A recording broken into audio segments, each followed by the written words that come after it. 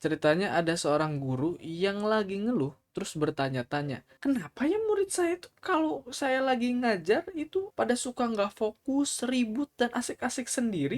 Usut punya usut, setelah ditelah lebih dalam, ternyata cara ngajar guru tersebut itu tuh nggak efektif. Dia tuh terlalu fokus sama materi yang mau dia sampein, tapi tanpa ngeliat bahwa cara penyampaiannya itu tidak menarik bagi mereka. Dia menggunakan cara penyampaian yang monoton, datar, tanpa nada. Nah, menurut bukunya Osu yang bicara itu ada sininya, ada salah satu tips agar kalian tuh bisa menarik ketika kalian berbicara, baik itu dialog maupun public speaking, yaitu jangan menggunakan suara yang menidurkan pendengar, alias pakai nada, pakai intonasi, perlu Nice. power, ritme, dan intonasi yang pas ketika kalian tuh sedang ngobrol, baik itu dialog maupun public speaking, biar pendengaran itu tertarik dan fokus sama materi ataupun obrolan yang kalian sampaikan. Pokoknya dinamika suara itu perlu naik, turun, tinggi, rendah, jeda, paus, dan lain sebagainya. Itu tuh perlu untuk tetap menjaga agar si pendengar itu fokus dan tertarik sama kalian sampai kalian berhasil menyampaikan semua isi dari materi yang kalian mau sampaikan. Contohnya ya kayak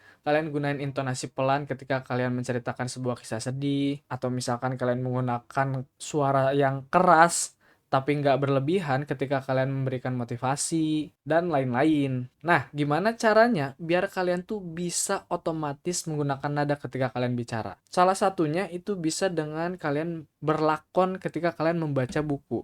Jadi misalkan kalian baca novel romantis nih, kalian jadi naratornya, terus kalian ngomong aja kayak, pada suatu hari si A bertemu dengan si B. Nah, begitulah pokoknya. Kalian lanjutin, kalian latih terus, nanti lama-lama juga jadi biasa, dan akhirnya kalian bisa menggunakan nada ketika kalian bicara. Itulah jurnal ke-8 yang saya dapatkan ketika kalian membaca, ketika saya membaca buku Bicara Itu Ada Seninya. Gimana? Kalian udah ikutan baca belum? Kalau udah, komen di bawah ya.